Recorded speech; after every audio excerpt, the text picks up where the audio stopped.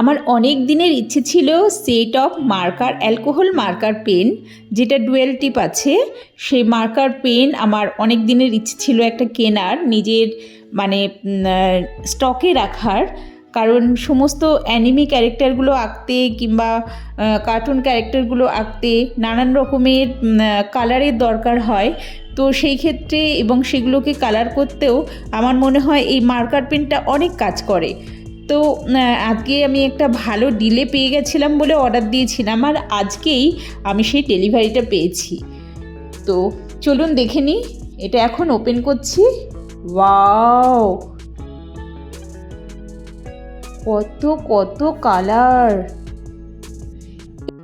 Total 80 colour আছে। আর এই পেনগুলো dual টিপ।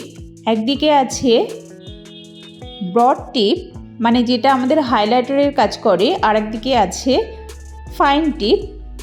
তো এইটা ড্রয়িং করার জন্য খুবই কাজে লাগবে। আর রয়েছে তো নানান কালার।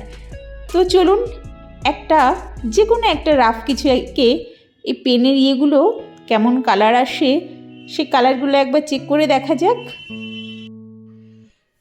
এই ব্যাগের মধ্যে যে 80টা কালার আছে তার মধ্যে একটা আছে ব্লেন্ডার, আর বাদবাকি red, yellow, green, blue, grey, এই সমস্ত পিঙ্ক, পার্পেল, এদের অনেকগুলো করে প্রায় 8টা-10টা করে ভেরিয়েন্ট আছে।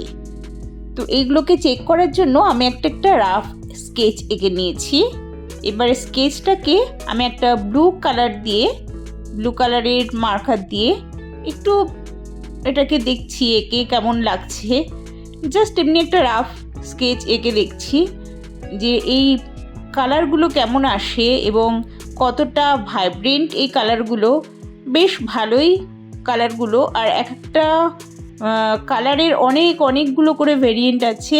আমার তো বেশ ভালোই লেগেছে।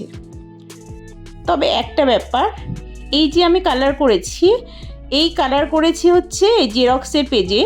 এই দেখুন, এর অপর পেজটা তো পুরোটাই এর কালার উঠে গেছে, এবং এর নিচের পেজটাতে যেটা আমি ড্রয়িং করেছি সেটা সমস্ত কিছু উঠে গেছে। তারপরের পেজটাতেও এটা ডার্টি করেছে, এবং তারপরের পেজে একটু হালকা শেড পড়েছে। প্রায় 3টে পেজ আমার নষ্ট হয়েছে।